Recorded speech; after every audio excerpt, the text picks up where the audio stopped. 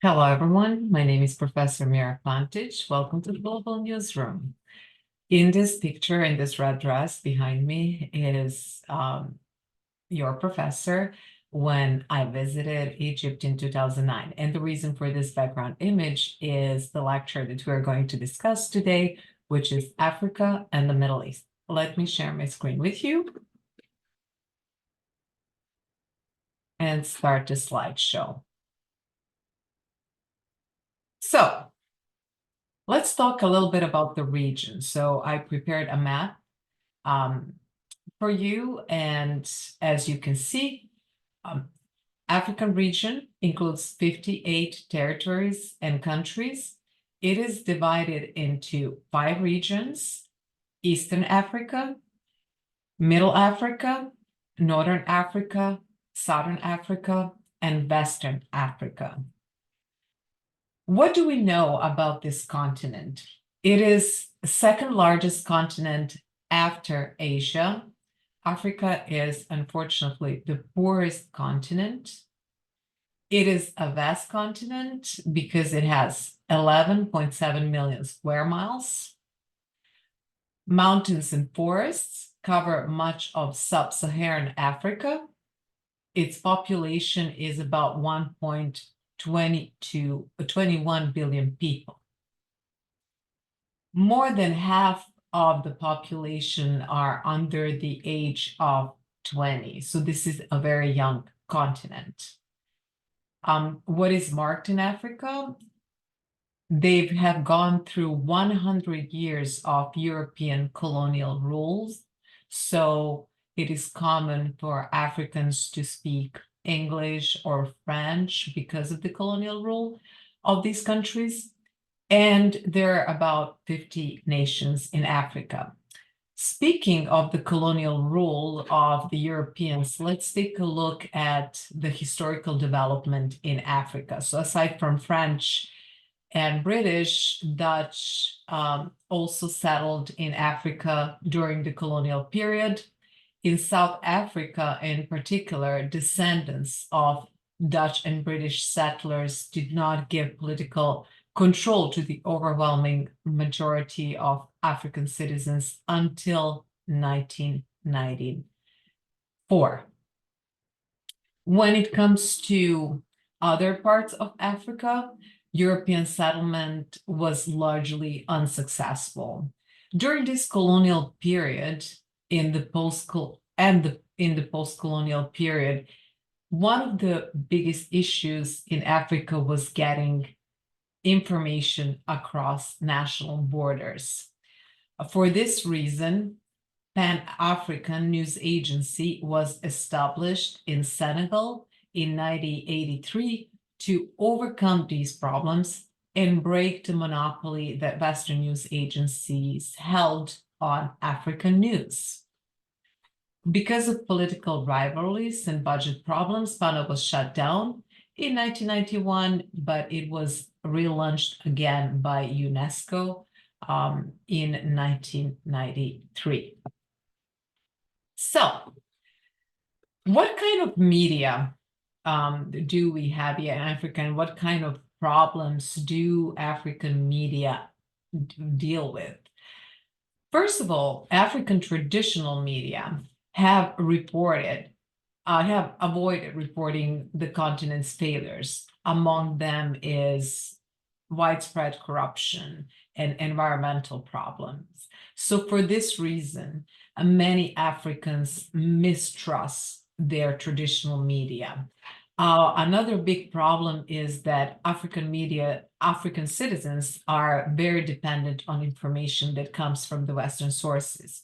So this semester, we talked about the global North and the global South, and we talked about the news flow, international news flow. And one of the things that we touched upon is how all this news traffic predominantly occurs between developed countries, among developed countries. So they produce the news and they deliver the news to the rest of the world. We're talking about the United States, Canada, the UK, and other countries that have resources and means to produce and deliver information. And considering that Africa is the poorest continent in the world, they don't have the capacity to produce the amount of information that the West can produce, and they heavily rely on news that comes from Western sources for this reason. And this is why we always talk about neglected areas that are on the periphery when it comes to news production and dissemination, and they're just mostly passive consumers of information that comes from the West. Even though they have their own media, their own sources, they rely heavily on the information coming from the West. One of the issues that Africans complain about is that Western journalists often come to their countries during a crisis and never deeply engage in it. Rather, they simply fly in and fly out. This form of journalism is called parachute journalists. What is the problem with parachute journalism, and why is it that they complain about it?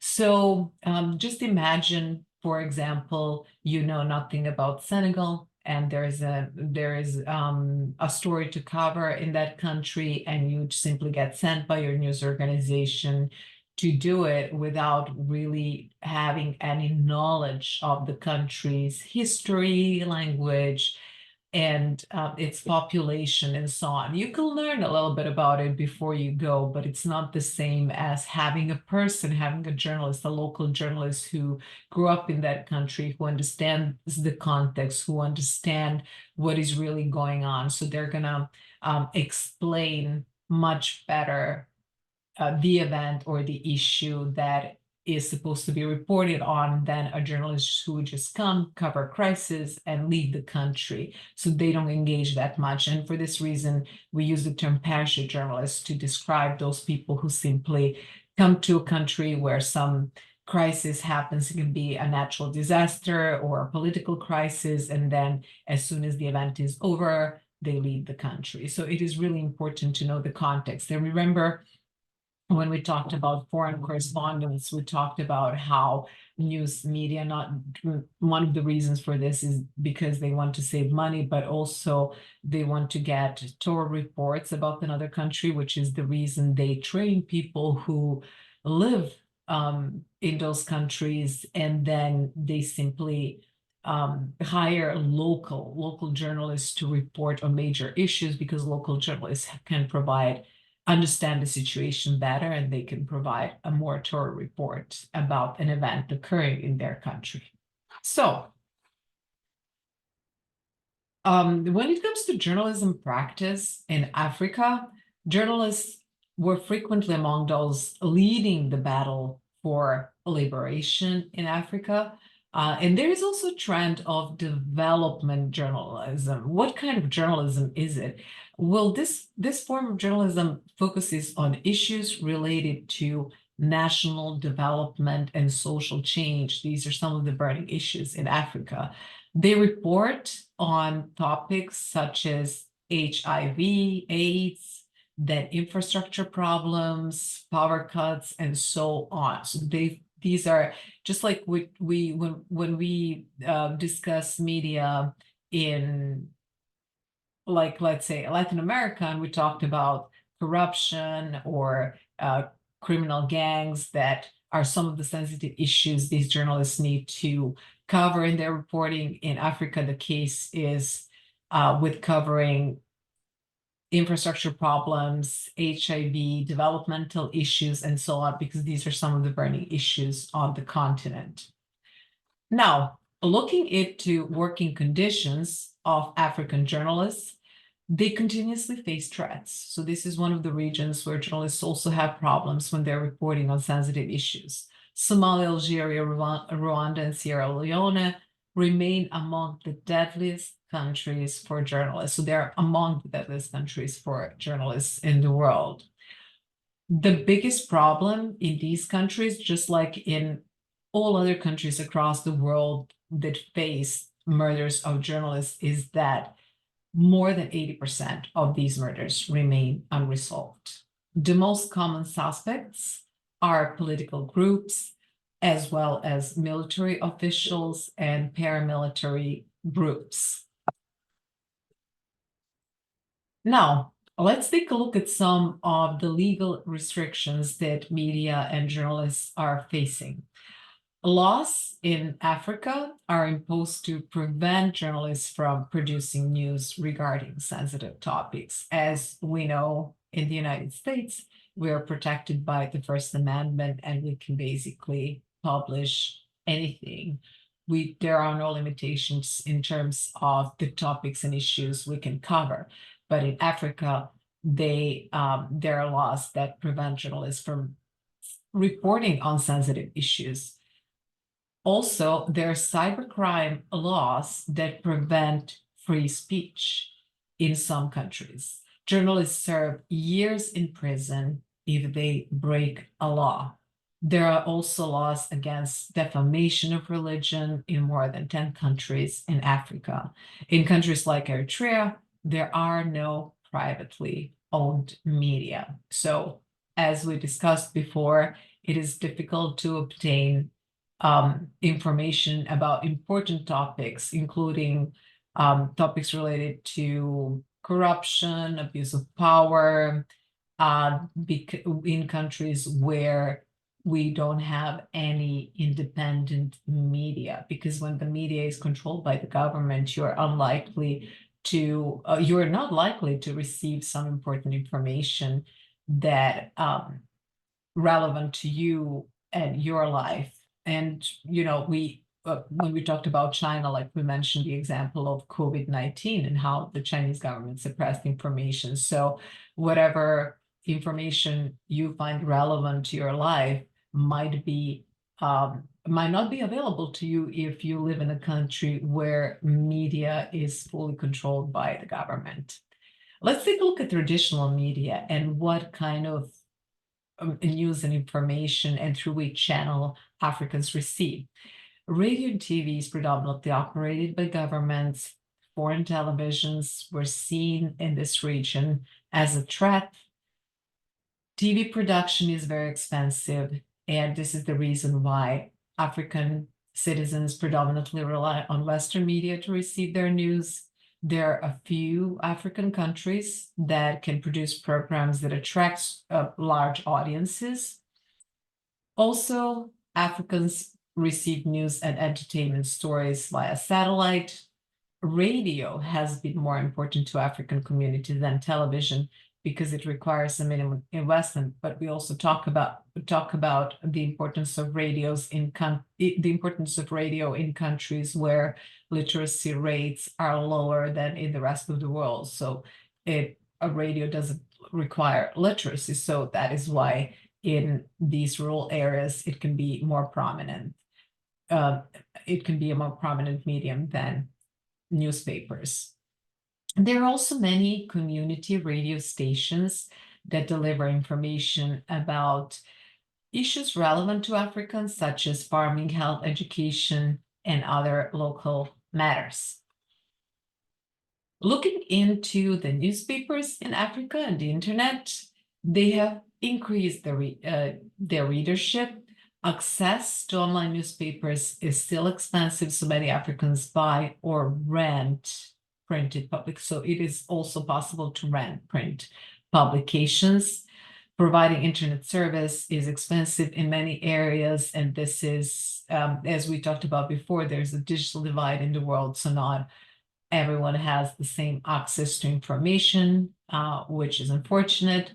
So there are many areas that are basically disconnected in terms of digital access to digital sources. And let's take a look into the mobile phone users. They call Africa a mobile continent, and this is because more people have access to cell phones than to toilets. If we look at the majority across sub-Saharan Africa, they own a mobile phone, and basic phones are most common type. These are data from 2017, so there is definitely an increase in number of people who have a smartphone. So you see that there is an increase in in the number of people who use smartphones. And again, an interesting fact is that more people have access to them than they have to toilets. Now, if we look at social media usage, let's see which social media platforms do people in Africa use mostly. And I actually what interesting fact that I noticed with basically almost every region we covered in this course is that Facebook remains the most popular platform. So if you look at your generation, Generation Z might be using TikTok most often, or they're looking into Instagram. So I noticed that you're not as interested in Facebook as other generations, but remember, like looking into the overall population, especially your parents or your grandparents, they are more likely to use Facebook than other social media platforms. So this is the case with Africa too. When it comes to internet users, 82% of them use Facebook, and then that is followed by TikTok. 60% of people use this social media network. Then Instagram and Twitter is very popular. So when we looked at data about the United States or Asia, Twitter was not as popular there as it is in Africa. It's actually still a relevant platform, Twitter or Platform X, but as you can see, it's basically at the top of the list when it comes to social media usage in Africa. So I thought that this was very interesting, and we can see later how Twitter is being used to initiate protests in the Middle East, and part of the Middle East is actually in Africa. So we'll get there. Now, this was a portion of the lecture about Africa, and now I want to discuss the Middle East. So this is the Middle East region. So as you can see, the Middle East, many believe that the Middle East is just the region that covers several Asian countries, but that is not the case. As you can see, there are countries in Africa that also belong to the Middle East region. So in Africa, Libya, Egypt, and Sudan, they belong to the Middle East. And then we have this Asian and one European country, which is Turkey. So Asian countries that belong to the Middle East region include Iran, Kuwait, Ukraine, Qatar, Afghanistan, Saudi Arabia, Yemen, Oman, Jordan, Iraq. And let's take a look at, basically the Middle East region spreads on 3 continents. So it's just like the majority of the countries are in Asia, but there are several countries in Africa and also Turkey that belongs to Europe. So what is the Middle East? The Middle East is a geopolitical region. So that is why we can say, oh, this is a region on this particular continent. No, because this is basically a more a political term. It spreads over 3 continents. So it includes countries of Africa, Asia, and Europe. The majority of this region represents the Arab world, and widely spoken languages in the Middle East include Arabic, Turkish, Persian, French, and English. The majority of Arabs are Muslims, but remember, not all the Muslims are Arabs. What do we know about the Middle East, and what kind of media, social media, do they rely on? What it's interesting about the Middle East is that, especially when we talk about the Arab Spring, that social media have contributed to promoting political and social change, and this especially applies to Facebook and Twitter. Before 1991 and the introduction of CNN and satellite media to the Middle East, there were hardly any privately owned media. And this is so because the media were predominantly owned by the government, people were missing critical information, including those as major as a war. They were missing out information. They didn't know what was going on because the information was controlled by the government, but by their governments. Most of the media were echoing the voice of the government, which is still the case in China. From 1991, people started getting news from multiple sources, so not only through government television, and especially like after 2000, they became more exposed to information from other sources through social media. There are 4 categories of Arab press. The first one is the mobilization press, which is represented by Libya, Syria, Sudan, and pre-2003 Iraq. This mobilization press is characterized by tight control and the use of media to propagate government messages and state positions.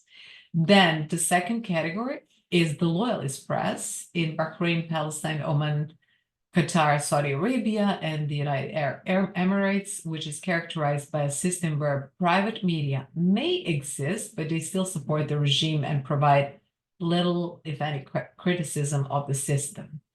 The third group, the third category of Arab press is the transitional press. And this type of print media could be found in Egypt, Jordan, Algeria, and Tunisia, where journalists strive for slightly more freedom and attempt to criticize the government, but there is still significant control that is prevalent from the government in these countries. Finally, the diverse press is the most liberal system, I would say, in the Middle East, and it is present in Lebanon, Morocco, Yemen, and Kuwait, where more plurality of news media is found. Now, let's take a look at the most prominent media in the Middle East. Maybe you've heard of some of them. And actually, we will be watching news that comes from Al Jazeera this semester. But to take a look at this list, I just selected a couple of media to introduce you to them. Among this media is Al Arabiya. It is the top broadcaster that is based in Dubai. Another one is Al Jazeera, and I'm sure that many of you have already heard of this media organization. It is an English channel that delivers news 24/7, and this English channel is funded by the government of Qatar. Then they have Al Monitor, and this news website is based in Washington, D.C., and it provides analysis about the Middle East. Another source that also provides reports and analysis about the Middle East is Al Masdar News, which is an online newspaper based in Beirut. Now, looking into the internet and social media in the Middle East, there has been a rapid growth of the internet use after 2000. The internet started accelerating activism and changing the culture. We will be watching in class some videos about the Arab Spring and how social media had an impact on this revolution spread. The youth found the space they can call their own when they started using social media, and one of the very prominent form of information dissemination was through blogs. So political blogging was becoming popular in middle 2000s. Internet filtering is still present in countries such as Iran and Saudi Arabia that banned certain social media platforms so people cannot criticize or spread information that the government finds detrimental. Looking into press freedom, unfortunately, there is a decline in press freedom in this region. Reporters Without Borders stress that this situation for the press in North Africa, excluding Egypt, has never been so troubling. In countries like Algeria, the imprisonment of journalists is becoming routine. In Libya and Sudan, free press has practically disappeared. Again, Sudan is one of African countries that belongs to the Middle East. There are also journalists behind bars in Morocco, where a few independent media outlets remain in operation, and online attacks and death threats are common in Lebanon. There is also an increase in arrest of journalists in Iran. So really, the